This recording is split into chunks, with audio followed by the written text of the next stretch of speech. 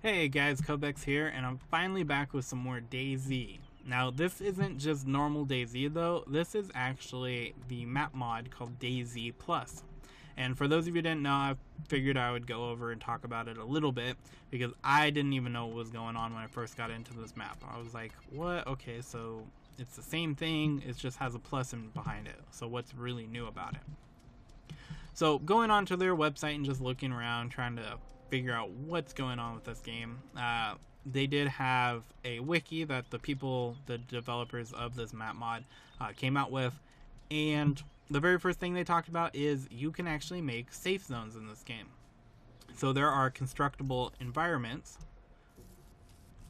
Zombies far away. There are constructible environments that you can make, and there's actually 12 different ones in this game in DayZ Plus, from ladders to sandbags to actual big barracks and so on. And when you sit there and building them, I'm kind of interested to know, like, well, can you take them down? If it's just like Wastelands, is it going to be the type of thing that if you're not around it, can people deconstruct it and keep it for themselves, or just get rid of it, or what's going to go on with that? So I'm really interested to see how that actually plays out and see what is going to happen to the servers when you can sit there and build stuff and have to kind of worry about zombies. Now, I said worry about zombies because in the forums they actually said that zombies hit harder. Some places I've seen said it takes around 8 hits for them to kill you. I stood there and just let one wail on me for a while, and pretty much it took, I want to say, 11 hits for them to take me out, just to kill me flat up without me moving. Just one zombie hit me 11 times and I'm done.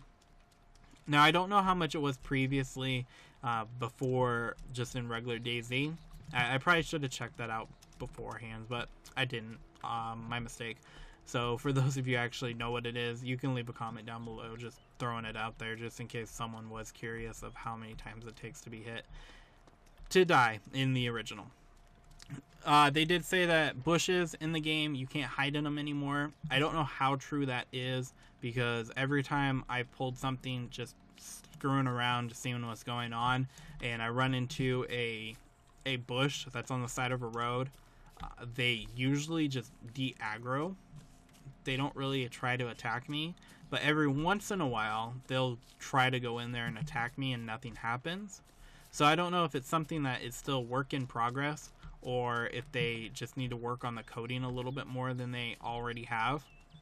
But we will see. This isn't something that, like, they're done. They're like, okay, we're done. We have it out there. Good job. They will be putting more and more effort into this map later on. It's because it just came out, I want to say, about a month ago, and I hope they actually start putting some really, like, good work into it with, like, the servers, because that's one of the problems I actually had in this game, was the servers. I couldn't really get into them. They seemed to be all whitelisted or just private servers, which kind of bummed me out. I was like, oh, well, the one that actually has a maxed out capacity almost, I can't get into it because it's whitelisted. So I might try to get into that, see what's going on with it. Now, the other thing, they added more clothing into the game. I do actually have a list of the clothing that I will read out right now. Starting off with the Ragged Ghillie Suit. So it is a ghillie suit that looks pretty beat up, pretty well used ghillie suit. On top of that, they do have the Woodland Ranger, which is a semi-camo outfit that has a hat with it. They have the Woodland Bandit, which is the same concept, except it has a face mask with it also. They have the terrorist clothing. They have the Urban Bandit, and then they have the original ghillie suit. It is really nice to have such a, I guess you could say, wide variety of clothing into a game such as this, especially when you want to blend in, when you need to survive a little bit more, and not just having a plain ghillie suit or a plain camo clothing. Military camo makes it, I want to say, more interesting. Now, I don't know if this is right, because I was reading about 2 different mods at the same time, but the ghillie suit, I want to say, only spawns in the military outpost, such as the barracks, and I want to say the hatchet does a little less damage than normal. So if you get into either this game or the DayZ Plus or the DayZ 2017 and you notice, well, the hatchet isn't really killing anything in one shot, that is probably why, is because they nerfed the hatchet. I just can't remember which mod they did it in. So, yep, very unprofessional of me, and I'm sorry for that, guys. Oh, shit. Here, let's see. There's a bush back here. So, let's see. Can you still hit me? Can you still? Yeah. So, bushes. You can still use them to hide, as you can see here. So don't believe what they have in the forums right now. It might be something that comes out later on. We will see. It will depend. Vehicles in the game. I don't know what the original count was. Sorry, remember, unprofessional. But there are 19 land vehicles. There are 3 air vehicles, and there's 1 water.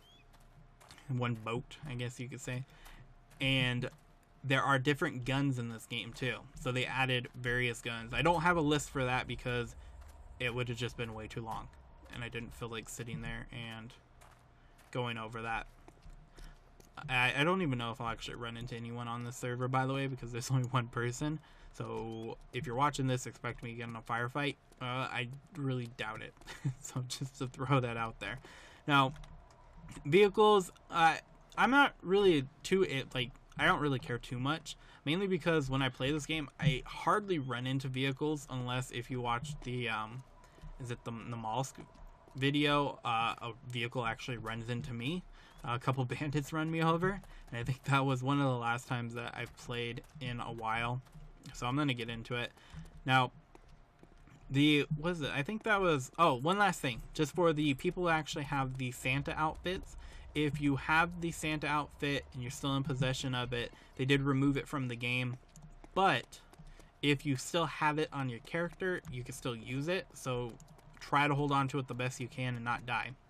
Which I don't know how well that's going to be. But if you have a Santa outfit, you can still use it. But don't expect to find it anymore in the game. Throwing it out there. And that was pretty much it. I think I'm just going to end it here. Don't really expect to run into anything besides just more zombies. I guess I could see how many hits it'll take to kill me, but I already know it's 11, so I don't have to do that. But anyways, guys, I hope this video actually helped you out. I'm gonna probably take a look at which one? Probably gonna take a look at the DayZ 2017 later on. See what's going on. Damn, I suck. Oops, I suck again. And see what's going on with that map.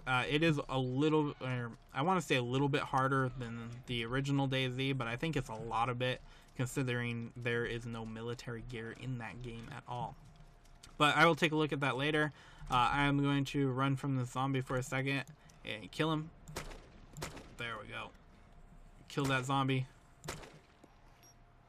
Come on. I haven't really fired a gun in this game in a while. Besides that infield. Oh.